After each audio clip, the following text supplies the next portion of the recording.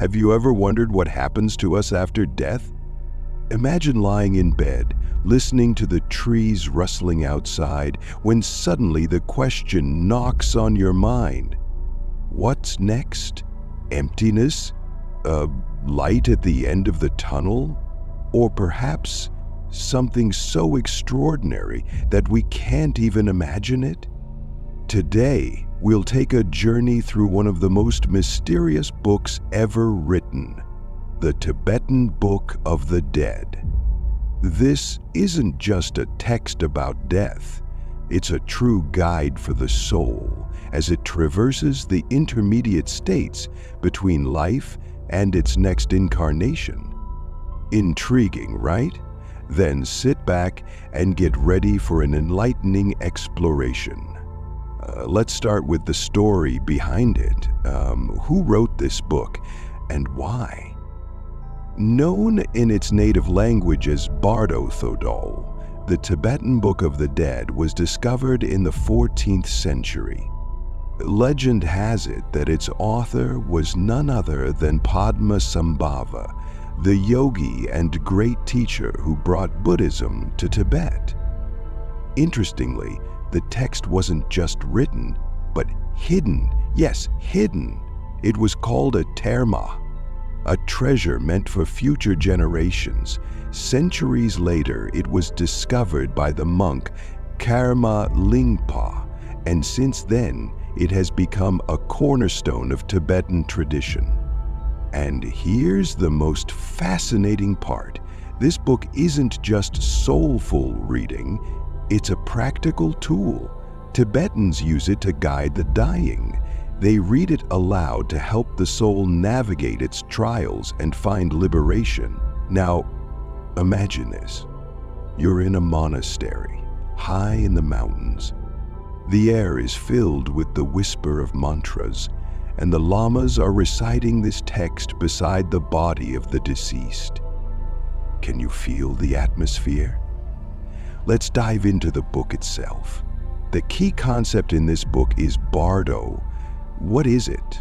In Tibetan, Bardo translates to intermediate state. Think of it as a bridge between life and whatever comes next. According to the book, the soul remains in this state for 49 days. But this isn't just a waiting period. It's like a game with incredibly intricate rules. And here's the crux. Everything that happens in the Bardo depends on you, your mind, your preparation, your ability to recognize illusions. Now, are you ready to uncover the stages the soul goes through? Let's explore the 3 main Bardos. Let's pause here for a moment. After all, what could be more important than the moment separating life from unknown? Chikhai Bardo is the first trial the soul encounters. The word Chikhai translates to the moment of dying. But here's something remarkable. In Tibetan tradition, death isn't a tragedy. It's a transition, the beginning of a new journey. Picture this. Your body no longer feels pain, the sounds around you fade, and at some point, absolute silence falls. You seem to float in weightlessness, and then a light flashes. But don't be afraid. This isn't the light of hospital lamps or car headlights. It's something entirely different. It doesn't blind or burn, it simply is. Tibetan lamas say this light is the manifestation of your true nature, your pure, unclouded consciousness. Have you ever seen sunlight breaking through fog? That's how it feels, soft yet powerful. And this is the critical moment. If you can recognize this light and realize that it's you achieve liberation. That's it, the end of the journey.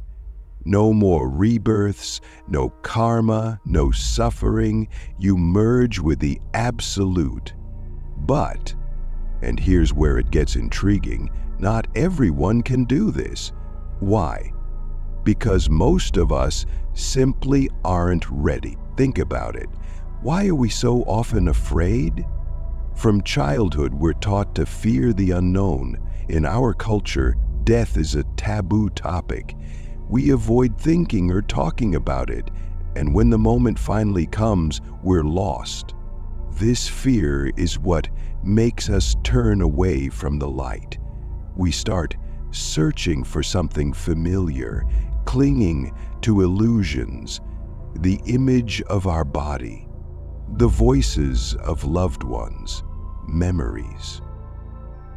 The light gradually fades, and then begins another journey through realms of illusions and visions. You might ask, how can one prepare for this moment? The book offers guidance. One of the main practices is meditation. It teaches us to recognize the nature of our mind while still alive. When you meditate, you gradually become familiar with that very light. You learn to be with it, without fear, without turning away. And when the moment of death arrives, you already know how to face it. Tibetan teachers say the light appears twice. The first time, as a flash, right at the moment of death. The second time, as a quiet beam deep within your consciousness. If you miss the first opportunity, there's still a chance at the second stage.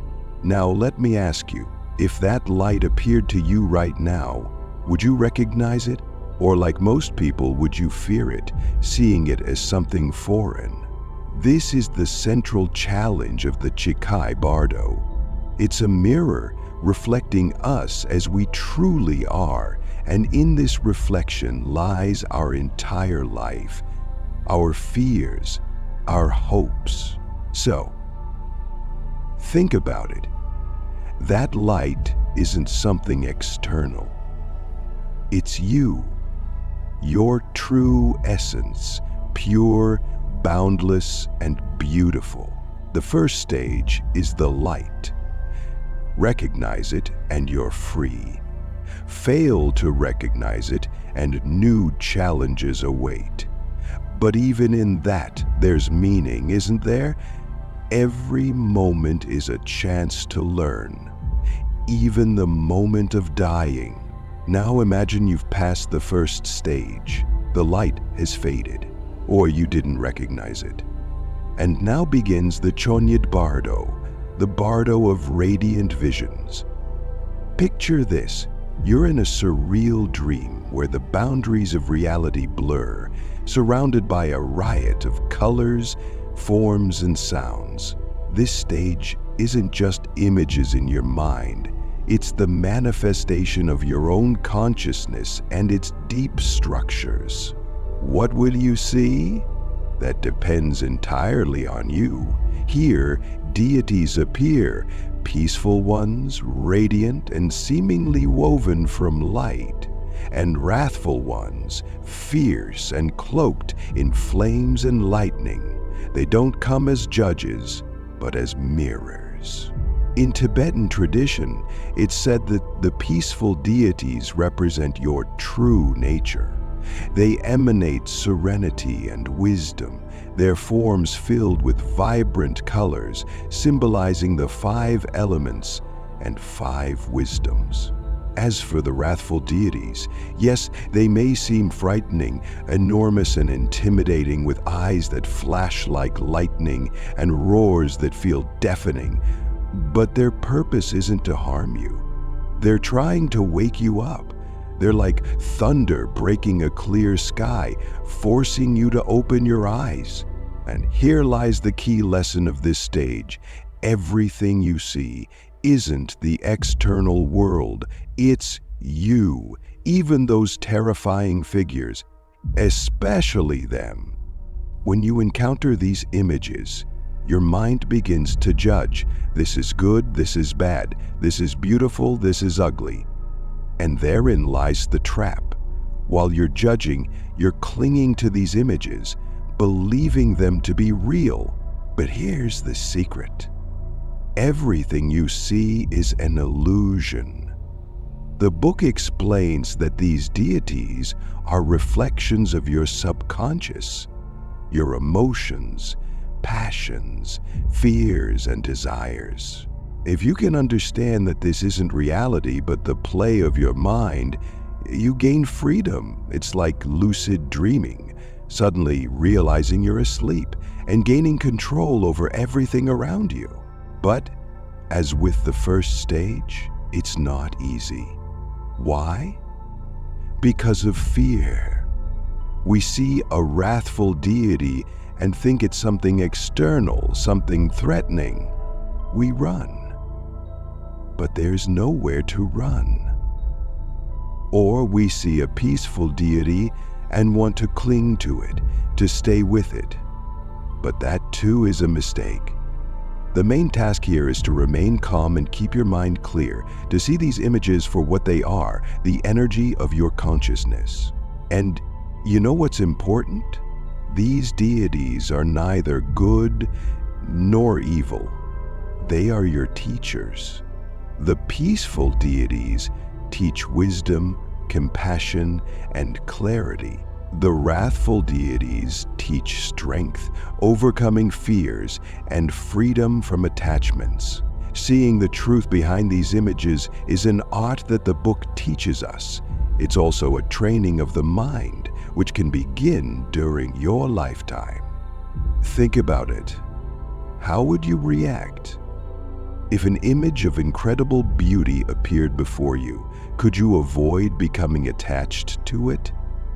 And if suddenly you were surrounded by terrifying figures, could you face them calmly, understanding that they are merely reflections of your consciousness? This is the task of Chonyid Bardo. It is a test of your mind and heart, a measure of your readiness to see the true nature of things. The second stage, deities, light and shadows of your mind. Recognize their nature and you progress. Fail to recognize them, and more challenges lie ahead. But it's not the end, because each stage offers a chance to learn and grow. Now we arrive at the final stage, Sidpa Bardo, the Bardo of becoming. If the previous stages could be likened to inner trials, this one is like standing at a great crossroads. Here, the soul prepares for its next step, a new rebirth. But here's the challenge. This stage is far from simple. It's a moment of choice, or rather gravitation. What you are attached to, what you fear or desire, begins to pull you in a particular direction. The Tibetan Book of the Dead teaches that at this stage, a person faces the ultimate test, facing oneself. Karma accumulated throughout life becomes like a wind, carrying you toward a specific destination.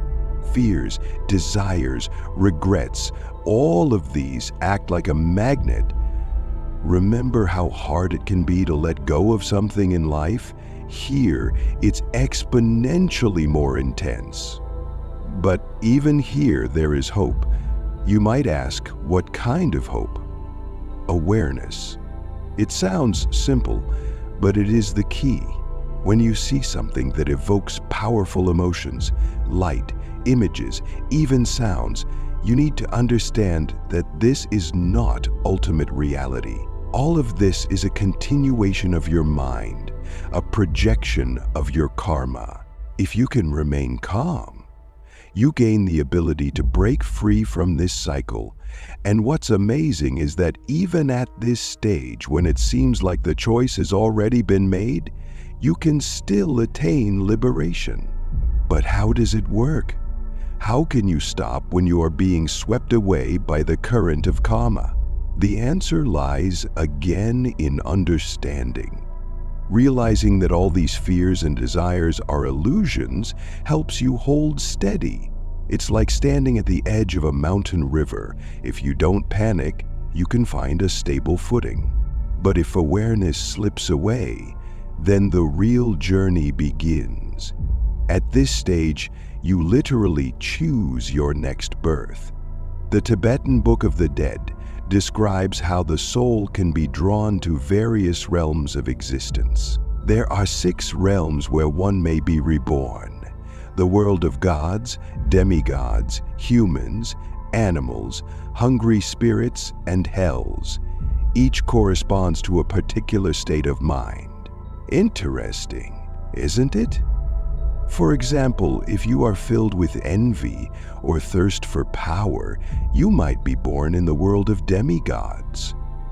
If you are compassionate but haven't yet achieved full liberation, you will return to the human realm to continue your path. But if your mind is consumed by anger or fear, you might find yourself in one of the lower realms, where suffering helps you work through your karma. Yet even here there is hope. The Tibetan Book of the Dead reminds us every moment is an opportunity.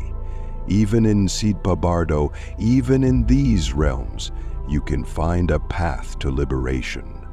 So, the third stage. It's like the most complex quest where every inner movement matters. But like at every stage, the key moment is awareness. The more you train it during life, the more chances you have not only to choose the best path, but also to break the cycle of rebirths. Each stage of the Bardo is a mirror reflecting ourselves. And the third stage, Sidpa Bardo, teaches us that even at the moment of choice, freedom can be attained. The key is to remember that you can always take a step toward awareness. So friends, don't forget this in life as well, because it all begins right here. Now the question, how does all of this apply to us, the living? In fact, the Tibetan Book of the Dead is not only about death, it teaches us to understand the nature of our mind and to work with it even now. Have you ever felt lost? Like you're standing at a crossroads and don't know which way to go? In a way, this is also Bardo. We face choices, fears, and illusions every day. And perhaps studying such texts is a way to prepare not only for death, but also for life. Friends, the Tibetan Book of the Dead is not just an ancient text. It's an invitation to look inside ourselves, confront what scares us, and understand that everything in our life is just a reflection of our mind. If you want to learn more, read this text yourself. And if you enjoyed our journey, don't forget to like and subscribe to the channel. See you in new videos where we'll continue to explore the great mysteries of humanity.